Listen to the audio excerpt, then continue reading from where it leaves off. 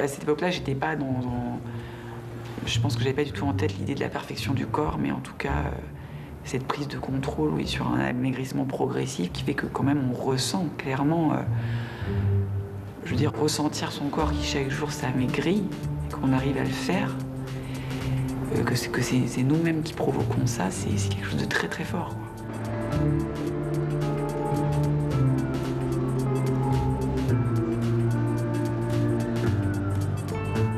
You know, when I was, if I can say, starving, even though I didn't feel hungry, that it did give you that heightened feeling of being alive and being really focused and being intense. And I enjoyed that because I really felt like I really could think. It was almost like I was on some kind of drug. Cette sensation de complètement vide, je l'ai remarqué et j'ai pas voulu le lâcher. C'est un truc en moi qui... Il y a un contrôle de quelque chose, d'un corps. On sait que c'est vers l'enfer qu'on va, mais on y va.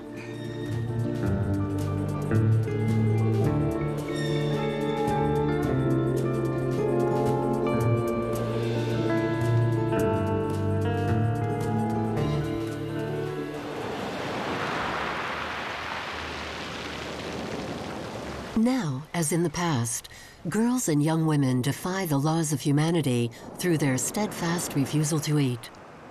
Fasting mystics in the 15th century, hysterical or melancholic in the 19th century, today they are said to be suffering from eating disorders.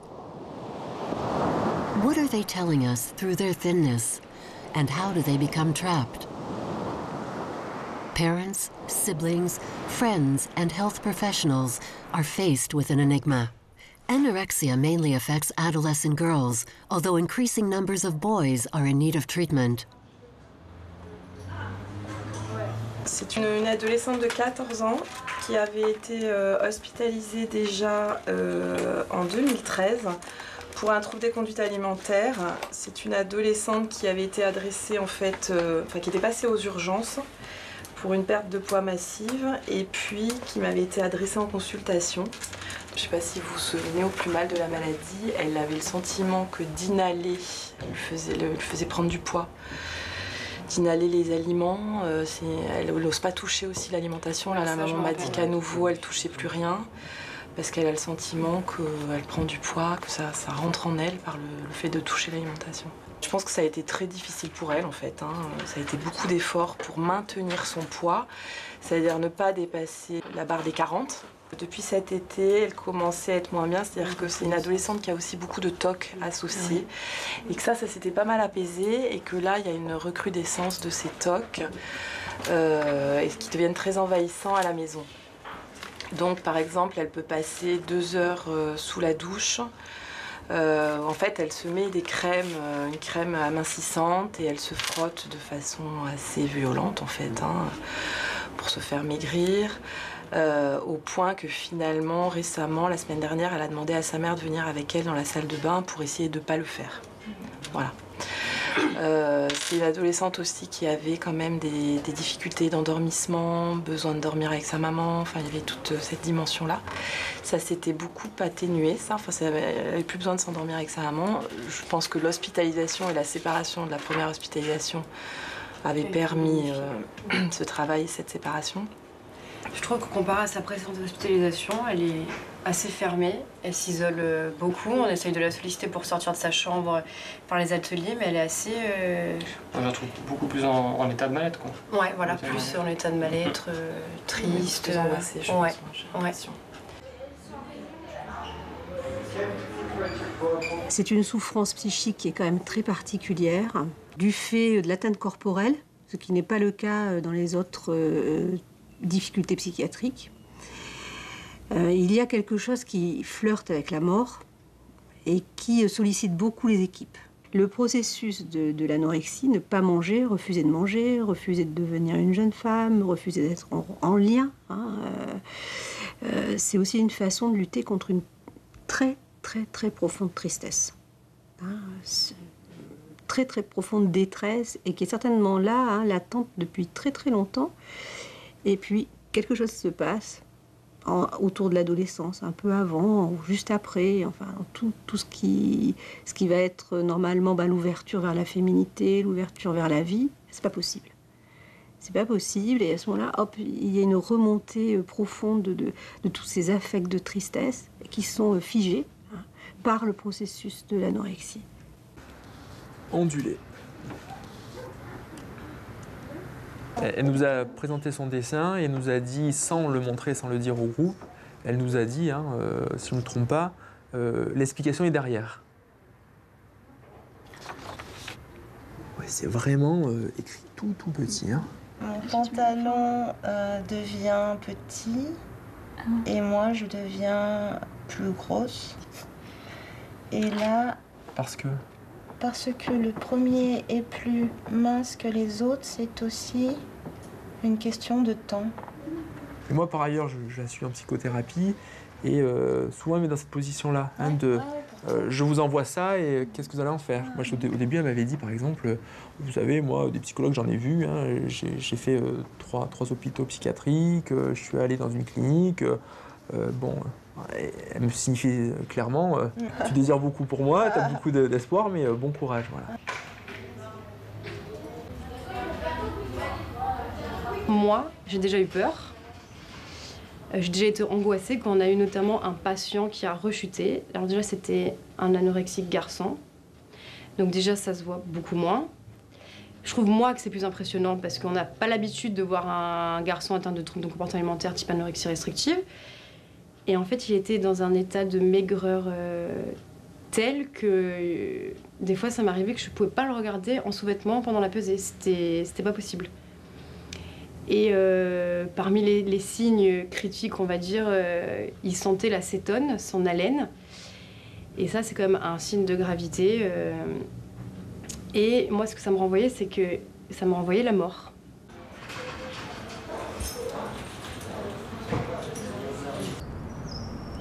J'étais pas consciente de l'anorexie à cette époque-là. J'étais consciente qu'il y avait quelque chose qui allait pas. Mais je pouvais pas. Je sentais bien que le mal-être s'installait vraiment. Et puis, mon père, au fur et à mesure, l'a vu lors de quelques repas, enfin lors des premiers repas ensemble où ça a commencé à être difficile. Et c'était la guerre pour que j'avale quelque chose. J'étais prise dans une spirale qui voulait que je mange plus, que je sois vide. Que je sois complètement vide.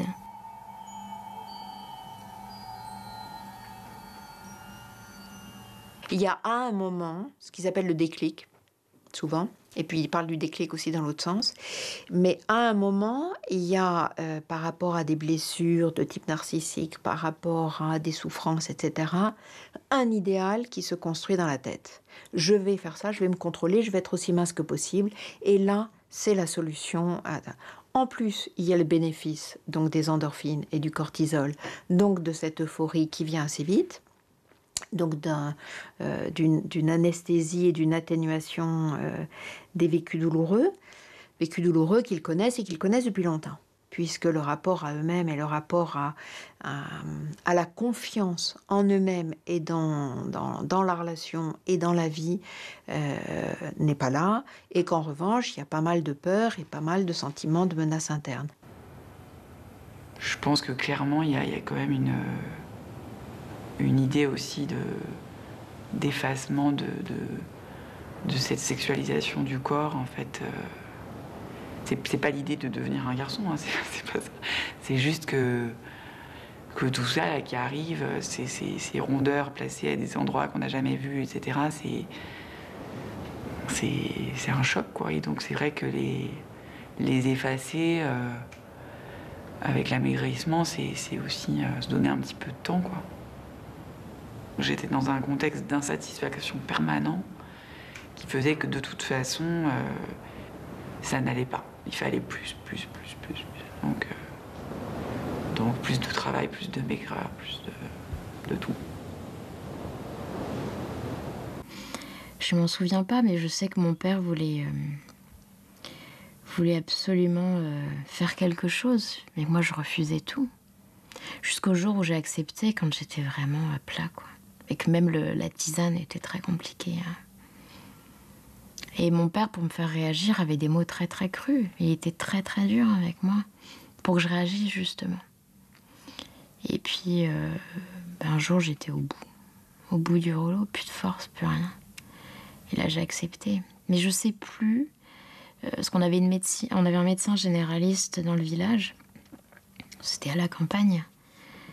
Et j'avais dû lui parler, mais j'avais du mal à accepter une hospitalisation pour ça. Je trouvais ça débile, limite. Il y a eu en fait une descente crescendo avec des paliers d'hospitalisation où on essayait de me faire reprendre du poids. Et il y a eu malgré tout cette descente jusqu'à l'enfer et jusqu'à ce jour où je me suis dit... En fait, je me souviens très très bien, je passais devant une boulangerie qui était près de chez mes parents et elle représentait évidemment tout l'interdit. Enfin, c'est imagé, mais finalement c'est ça quoi. Et la vie normale en fait. Des gens qui vont dans une boulangerie comme ils vont n'importe où. Et je me suis dit qu'en fait, j'arriverais jamais à m'en sortir. Je me disais que c'était fini en fait. Et que j'étais un poids incommensurable pour mes parents, que je leur faisais vivre l'enfer et qu'il valait certainement mieux que je parte. Et donc j'ai pris des médicaments et ma mère ce soir-là est rentrée un peu plus tôt.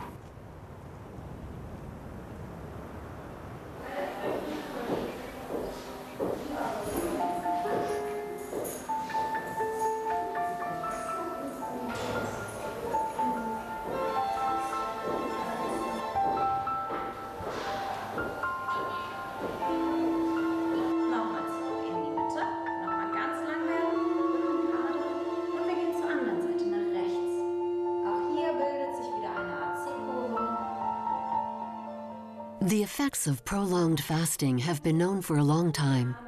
A feeling of euphoria, loss of feeling of hunger, but also the absence of periods and serious hormonal changes. The heart, liver, kidneys, bones and skin are weakened by deficiencies.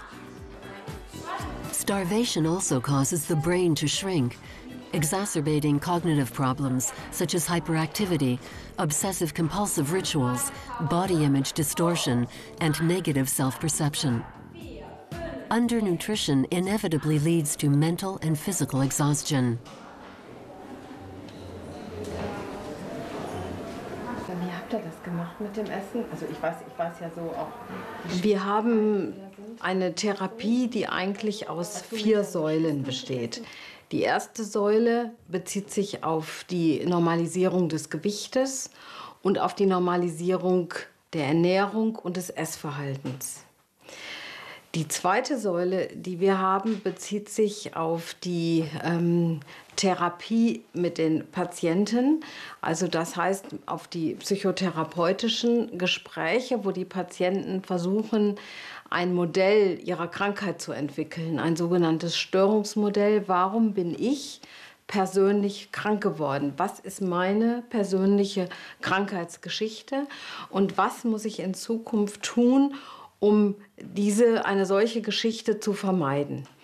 Die dritte Säule ist die Arbeit mit den Eltern, was eben auch oft dann Familientherapie mit beinhaltet. Aber wir machen auch eine Gruppentherapie für Eltern. Das heißt, die Eltern treffen sich in einer Gruppe, wo sie über alles informiert werden, was die Krankheit beinhaltet und was an Problemen auf sie zukommt. Und die vierte Säule ist die Behandlung von den anderen psychischen Störungen, weil magersüchtige Patienten oft noch zusätzlich eine Depression haben oder wie eine Patientin auf der Station noch eine Zwangserkrankung hat oder irgendeine andere psychische Störung, die auch dann ihrer Behandlung bedarf. Und erst dann, wenn es ihnen körperlich wieder besser geht, dann fangen wir sozusagen mit dem eigentlichen psychotherapeutischen Prozess an. Ich bin im Moment auch ein bisschen hoffnungslos, ob ich hier jemals rauskomme. Also. Mit Sicherheit. Ja, hab so ein bisschen. Mit Sicherheit. Also. Nee, Konstanz, also ganz ehrlich, Dazu hast du schon viel zu viele Fortschritte gemacht. Du kommst hier 100% raus. Ich würde jetzt erstmal gucken, also was ich jetzt machen würde, ne? Ich habe immer diesen Spruch da drauf, das nächste Fußballspiel ist das Schwerste. Und das nächste Fußballspiel ist Weihnachten. Und darauf würde ich mich jetzt mal konzentrieren. Ne? Dass du das schaffst und da zu Hause sein kannst. Ja? Ja. Okay. Tschüss. Tschüss. Dankeschön.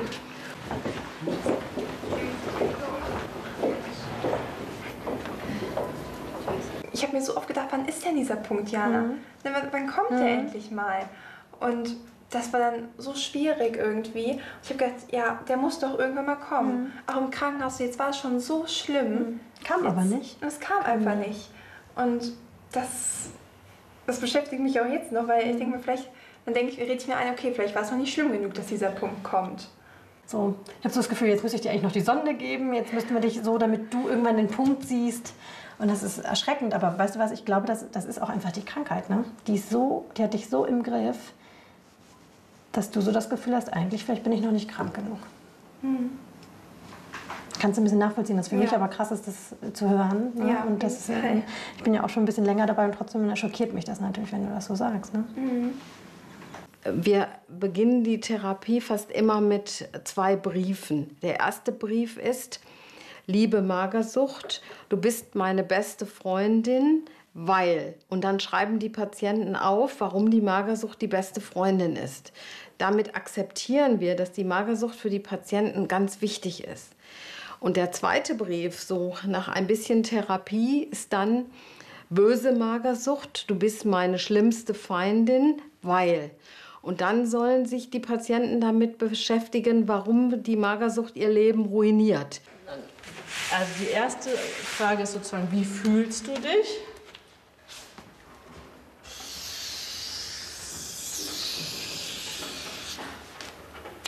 Okay, also das heißt, du denkst, dass dein Hüftumfang so groß ist wie dieses Ei. Okay. Dann messen wir nach. Willst du hochhalten? Ja, bitte.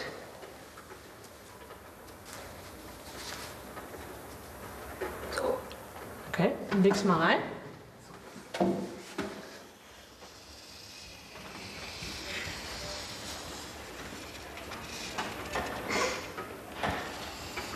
Okay. So. Und jetzt? Ja, also es ist schon das 2. Mal, dass ich das mache und ich kann es immer noch nicht glauben. Okay. Du glaubst also immer noch nicht, dass der blaue Kreis sozusagen der Realität entspricht? Ja, das ist so. Das sieht so klein aus. Und hat es beim letzten Mal Auswirkungen gehabt danach auf dein Körpergefühl? Nein. Das heißt, du kannst dich nicht im Alltag daran erinnern, dass du hier gesehen hast, dass du dünner bist, als du dich fühlst? Ja, das sagen mir so viele, aber irgendwie glaube ich das nicht so ganz.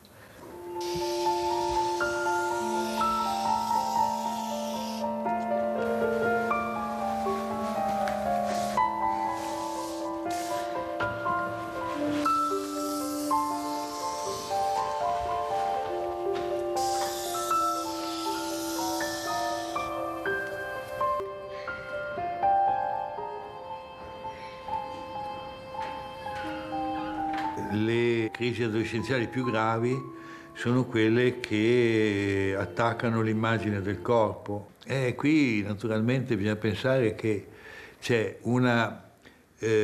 la maggioranza degli adolescenti sono narcisisticamente orientati, no? Sono stati educati a pensare che il sé sia molto importante e che la popolarità, la simpatia, il successo sociale, la bellezza sia molto importante. Quindi il culto della propria immagine fa sì che una fascia di ragazzi, una fascia anche piuttosto estesa, ritenga di essere inadeguato, che questi, rispetto ai modelli ideali crudeli che ha interiorizzato, non è all'altezza e quindi deve prendere provvedimenti: o modifica il corpo, o sparisce la circolazione, o lo uccide, perché è il principale responsabile del suo fallimento.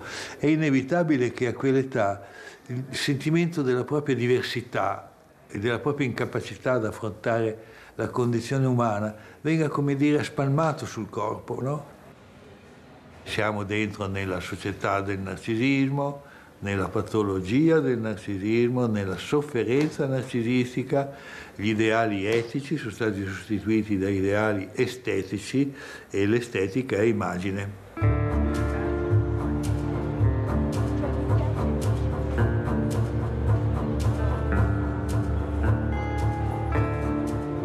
The temptation to be anorexic is strong today. The tyranny of ultra-thinness prevails on websites and social networks frequented by teenage girls. The virtual environment lures and preaches. You can embrace anorexia now as you do religion.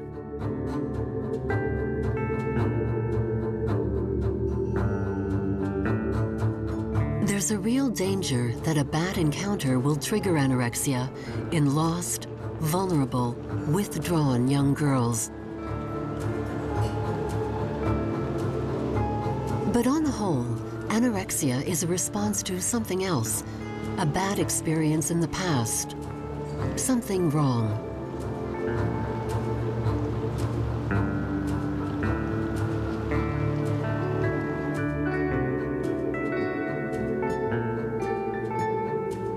I think the thing that becoming an adult was a really massive thing for me, and I felt that I had to make a lot of adult decisions about how I lived and what I did. And I felt that control was a really, really important part of being an adult and maturing. And alongside that, my identical twin sister had just left school. I was staying on at school, boarding school. So part of my identity had gone with my twin sister, and I was a little bit alone. And then becoming this adult at the age of 18 made me feel I've got to make some decisions and live in a way like an adult. So although I wouldn't have said it was a definite choice to go down the slippery slope that it actually ended up being, there was certainly a choice around food and how much I ate and having a lot more control and feeling that some of the things I'd eaten before were quite childish and that I had to kind of mature. And I had watched lots of films where women had black coffee for breakfast and that was it. And I felt, well, that's what you do as a woman. It just got worse and worse, and I got myself in a spiral of going down and down. Once a rule had been made, then I couldn't break that rule. And it was really tough because I knew that was what I was doing. That was the sad thing, was that I knew that actually I wasn't making life easy for myself and actually I was getting myself into trouble. But I just couldn't stop myself. It was really hard. Ce que je crois, c'est que ce symptôme s'impose à elle de manière inconsciente plus que consciente. L'alimentation, c'est une substance émotionnelle. C'est un élément essentiel de lien entre la mère et l'enfant au départ. C'est la première rencontre avec le monde lorsqu'il y a un besoin qui s'exprime. Bon.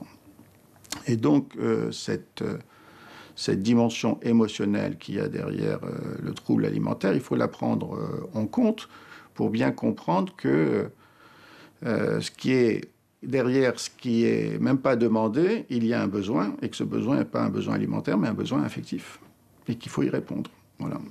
C'est-à-dire que cette jeune fille, du fait de son état de maigreur, du fait de l'inquiétude qu'elle suscite quant à un risque vital, va solliciter l'attention de ses parents de manière régressive, comme un petit enfant les solliciterait, et c'est bien ce qu'elle demande, que quelque chose puisse avoir lieu dans des échanges, parce que ces choses n'ont pas eu lieu précédemment dans les interrelations précoces.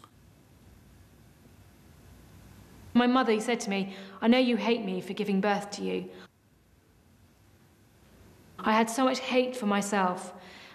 But I hated the world. For some reason, I couldn't quite get it. I think I felt the world was a very harsh place when you become an adult. I think I had a lot of anger and a lot of emotion, which I couldn't express. I think it was my own humanness, maybe, that I felt angry towards. C'est un petit peu comme si, à cet âge de 2 ans, ces enfants-là éventuellement trop sensible, trop intelligent, se posant trop de questions, et éventuellement des choses comme ça d'une espèce de quintessence de l'humain et de l'inquiétude humaine, n'était probablement pas outillée d'une façon suffisamment sécure, suffisamment renforçante, avec un petit trésor interne, un petit capital interne suffisamment solide et libre pour franchir ça le cœur léger, j'ai envie de dire. Et donc il reste un peu collé à cette étape, comme si tout ça était trop difficile. La séparation-individuation, assumer des sensations sexuelles et assumer de se séparer et d'aller vers l'autre, etc. Je trouve ça ridicule justement de mettre dans le casier parce que ce que demandé,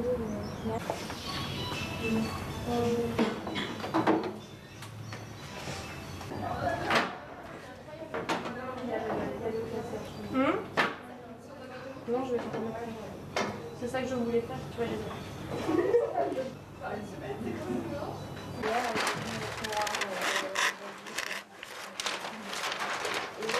In the alliance sought with these young girls, what is new is the importance given to body and art therapy. Hospitalized or in daycare, they take part in dance, drawing, and modeling workshops, as well as massage and beauty care sessions.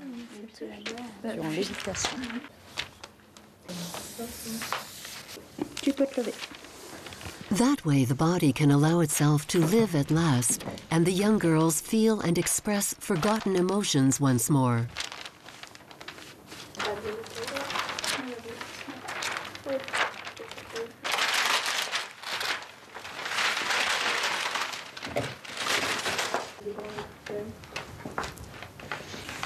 Chloé va s'arrêter là.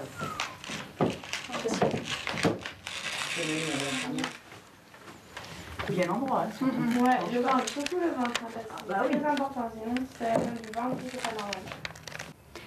J'ai mis en rouge ce qui me déplaisait et ces sortes de pics qui... Parce que ces parties-là, j'ai peur de prendre à ce niveau-là et ça me déplaît. Alors ces parties-là? C'est les hanches, les cuisses et le ventre. Mais dans ma tête, j'ai refait des zigzags parce qu'il y a des éléments de mon passé sur lesquels je suis en train de travailler qui font mal et qui restent et qui sont quand même là et qui me font souffrir. Et un point d'interrogation parce que justement, je suis encore dans ma thérapie et donc j'essaie d'avancer, donc forcément je me pose des questions.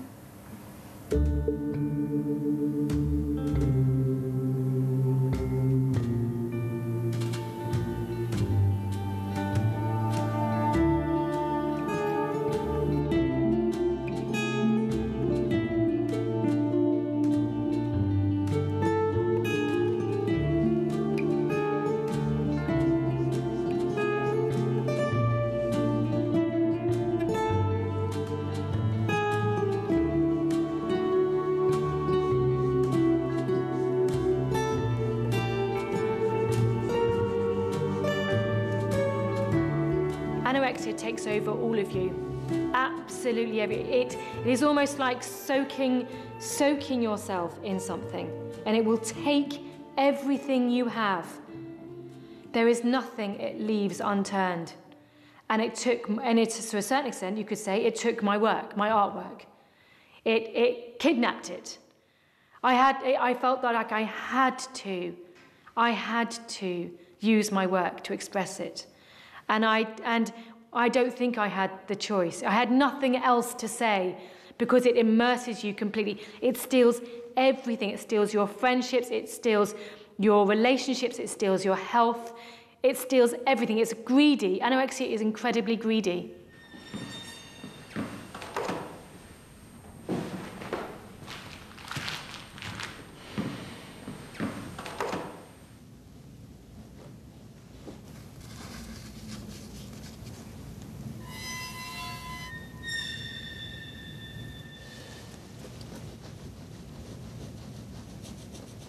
But it took a while for me to really appreciate the bulliness of the anorexia and to be able to really appreciate how I could actually illustrate that in my drawings. And I could really see it for myself, what this voice was, and that it was like having a creature living in your head, and that however other people would talk to you and try and persuade you and cajole you to actually do what you needed to do to recover, actually the much larger, louder, bigger, stronger voice was the one that was within, that shouted and persuaded and lied in order to stop me and anyone else who suffers from anorexia from being able to really hear what was being said. And that is the bully.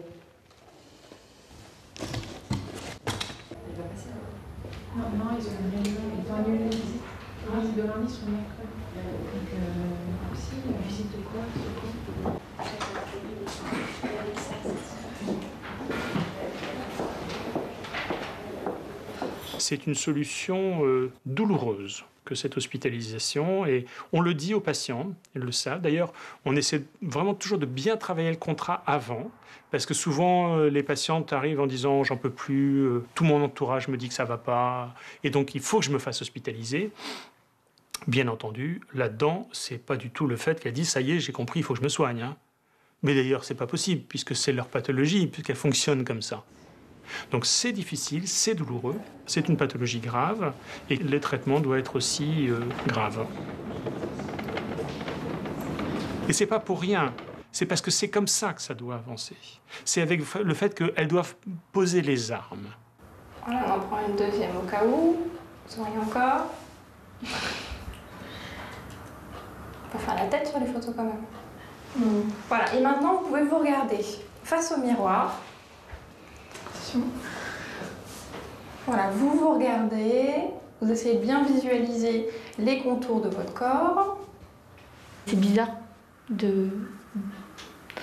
d'associer ce corps à moi, en fait. Donc là, ça reste acceptable. Dans la tête un petit corps d'enfant, quoi, genre. Alors vous l'avez dans la tête, quoi.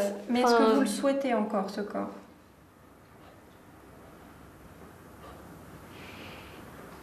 Je pense que c'est un peu ambivalent en fait. En même temps oui, en même temps non.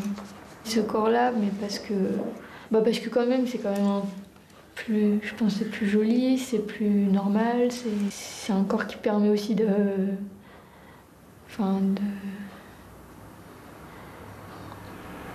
vivre peut-être. Ouais, qui permet de donner vie aussi, qui permet les relations sexuelles, qui permet tout ça quoi. Enfin, ce que ne permet pas l'autre corps. Et je pense que c'est dur d'arriver à accepter ce que je dois accepter pour y arriver et accepter ce corps et ça fait peur et voilà, du coup, c'est dur parce que il y a un côté que je veux plus du tout et l'autre qui fait tellement peur. Mais en même temps, c'est ce côté que j'ai envie d'aller voir maintenant parce que l'autre, c'est bon, je l'ai assez vu, quoi. C'était ma maîtrise, c'était mon contrôle. C'était mon corps marginal, c'était ma maigreur. J'avais besoin de ça, j'avais besoin de sentir, de toucher mes os. J'avais besoin c'était comme des repères, j'avais besoin de les sentir, qu'ils soient là. Donc ok, ils veulent que j'aille un poids, j'y suis allée. Et une fois sortie, j'ai tout perdu. Et ça s'est enchaîné comme ça pendant 12 ans. Je pensais pas pouvoir vivre sans la maladie. Elle était, en fait, l'anorexique et l'anorexie fusionnent tellement que on a l'impression de ne pas pouvoir vivre sans. On gère des choses que plein de gens n'arrivent pas à gérer. On le voit. Et ça, c'était... quand je voyais les autres manger, c'était jouissif. Ah, tu craques. Moi, je maîtrise à fond. Mon estomac, il m'obéit. il est vide tout le temps.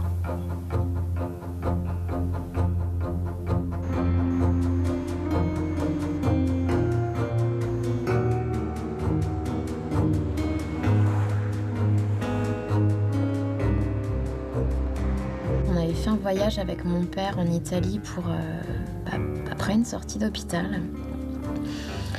Et son ami est venu nous rejoindre et on était allés au restaurant, un super restaurant sur un des lacs. C'était magnifique. Et je me sentais prête à manger presque normalement. Et j'avais commandé plat, entrée. Et je me dis, ouais, finalement, je vais prendre un dessert. Et en revenant le soir à l'hôtel, je m'en suis voulu. Je m'en suis voulu. Et j'ai pas supporté. Et oui, je m'en souviens. Et je suis allée essayer de me faire vomir. Ça a marché. Et c'est là que ça a commencé. J'ai trouvé le truc. Et puis, après, il y a le phénomène de la boulimie. Genre, il y a tellement de privations en plus dans l'anorexie que on découvre un moyen de se remplir et des quantités énormes dans l'opulence totale, limite un peu de se salir et de se nettoyer après. Sans qu'il y ait d'effet justement sur le corps, entre guillemets. Parce que la boulimie, ça bousille bien, ça détruit bien l'intérieur. Derrière toute anorexie, on le dit, c'est assez classique, hein, il y a un fantasme de boulimie qui est contraint. Mais moi, je dirais pas derrière toutes. Derrière un certain nombre, il y a effectivement aussi un fantasme de boulimie qui est contraint, qui est retenu, qui est là, qui est présent. Mais c'est pas le cœur de l'histoire. Malheureusement, je dirais que c'est une complication. C'est-à-dire que quelque chose de plus vient se dérégler au niveau de la capacité de contrôle de l'inhibition et de l'impulsivité, de l'avidité, on dirait, en tant que psychanalyste. Et puis les comportementalistes ou les neuroscientifiques, ils diraient quelque chose autour de la récompense, de l'impulsivité, voilà, qui se met en plus à dysfonctionner. Il y a un tiers des patientes anorexiques qui vont complètement guérir. C'est souvent des formes pas trop précoces, mais plutôt le pic 17-18 ans. Et ce sont des formes en général peu sévères. Et donc il y en a, hein, bien sûr, hein, heureusement. Pour un autre tiers, ça va être quand même une amélioration franche, hein, mais qui va donner comme ça quelques symptômes résiduels hein, qui vont quand même continuer à être un peu gênants. Moi, finalement, on s'y fait, hein, chacun a ses particularités. Et quand même un tiers de sujets pour lesquels on est assez en difficulté, quoi.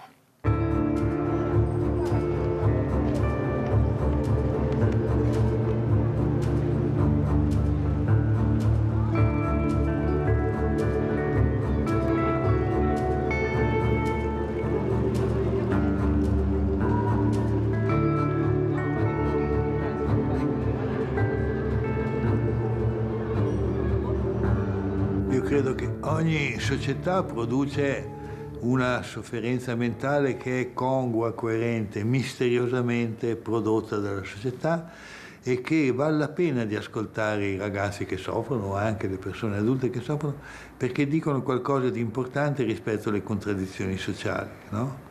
Io penso che il fatto che oggi come oggi ci siano meno psicosi conclamate, no? E molti più disturbi della personalità, borderline, disturbi, non sia un caso, è come se fosse possibile, esprimere il proprio dolore e la propria sofferenza fermandosi vicino al limite, borderline, senza superarlo del tutto, senza entrare nella psicosi, restando qua, ottenendo in fondo gli stessi risultati, eccetera. Quindi io credo che anche le anoressiche svolgono questa funzione, ci stanno dicendo qualcosa rispetto alle contraddizioni sociali in cui viviamo.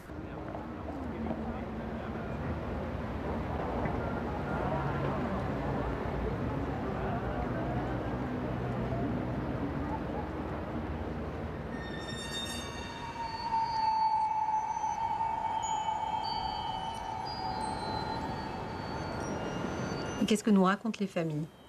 Bien, quand l'adolescent retourne à la maison pour le week-end, ils sont complètement désemparés. Ils ne savent pas qu'est-ce qu'il faut donner, qu'est-ce qu'il faut faire. Les mamans sont complètement terrifiées à l'idée de quelle portion on va donner, comme si elles allaient faire mal, comme si... Et l'adolescente, elle reste quand même dans ses inquiétudes. Combien il y a d'huile, voilà, la graisse, c'est insupportable, c'est quelque chose qui est à la fois dégoûtant, ben ça c'est le premier abord, mais qui est aussi dangereux, comme si ça allait attaquer l'intérieur du corps. Et là, c'est complètement terrible. Ces petites jeunes filles qui sont devant leur assiette, qui ne peuvent rien prendre.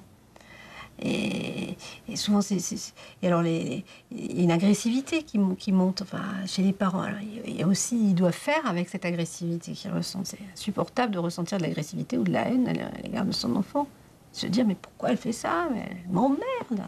J'en ai marre, je ne peux plus la supporter. J'ai envie de lui taper, de la taper, ils peuvent le dire. Puis j'ai peur qu'elle meure.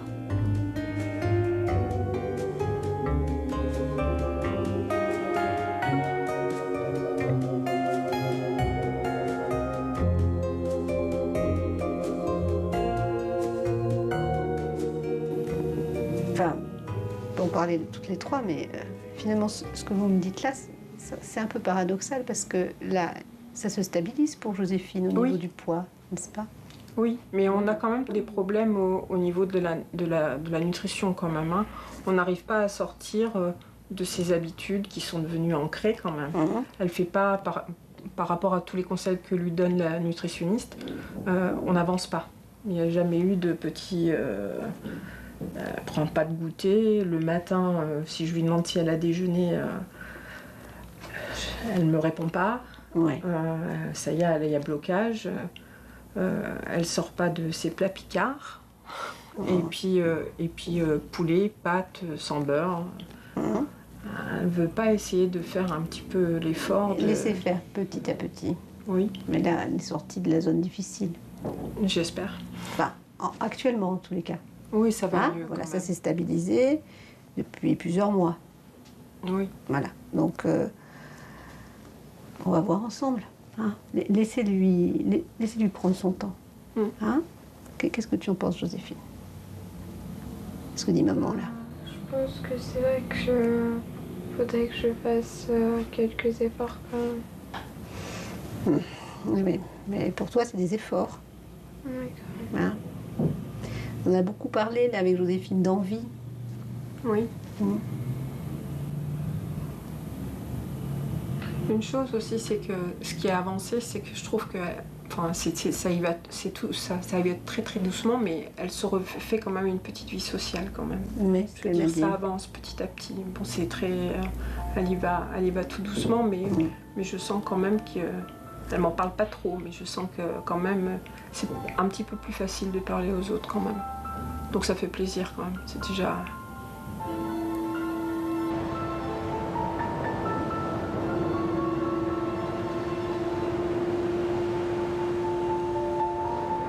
Je me souviens de ce moment en thérapie familiale où en fait on discutait avec mes parents et j'ai compris quelque chose que je ne savais pas en fait. C'est-à-dire que mes parents effectivement sont très exigeants aussi avec eux-mêmes. Et moi en fait je pense que très naïvement je m'étais mise en tête que mes parents étaient des gens parfaits.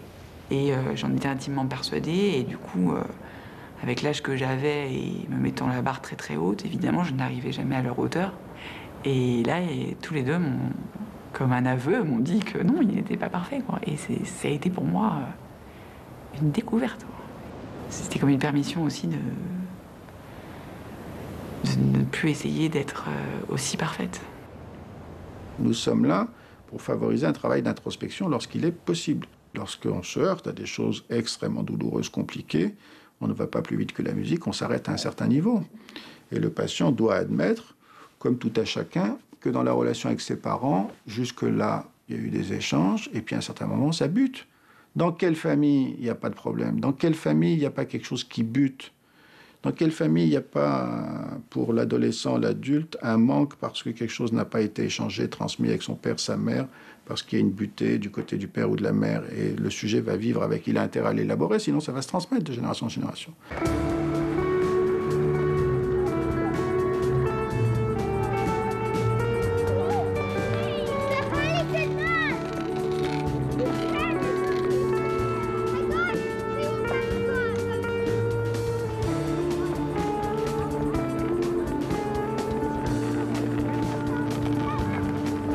Alors de plus en plus, on aime bien ne pas parler de guérison parce que ça sous-entend maladie. En même temps, bien sûr, et même moi je l'utilise avec les patients et avec leurs familles, en particulier quand il y a besoin d'hospitalisation, en particulier quand on est dans un état de danger. Mais on aime bien parler de troubles mobilisables, de fonctionnement, et on aime mieux parler de quitter l'idéal anorexique, d'assouplissement du fonctionnement, de lâcher ce fonctionnement. C'est un peu quitter cet objectif et passer à autre chose, et aussi s'appuyer sur ses ressources personnelles et s'appuyer sur un être qui, au fond, a tout le potentiel. C'est cette jeune femme, cette jeune psychologue russe qui m'a fait tiquer sur quelque chose. C'était bête, mais ça m'a soulagée. Elle m'a fait réaliser que ma mère avait été malade 10-11 ans. Donc elle a été malade dès mes 1 an. Et elle est partie, j'avais 11 ans, donc 10 ans. Et elle me dit, mais vous culpabilisez, vous vous en voulez pour votre mère. Vous vous punissez, bon, ok. Mais elle a été malade 10 ans. Vous, c'est bon, on les a dépassés, les 10 ans, ça va faire 12. Arrêtez, ça suffit. Là, je me suis dit, c'est vrai.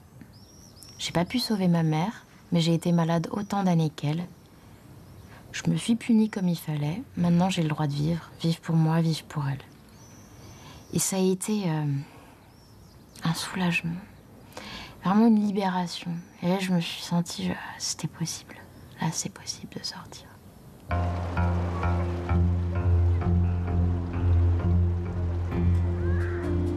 The cause of anorexia is still obscure. Both types attest to the impossibility of separating body and mind.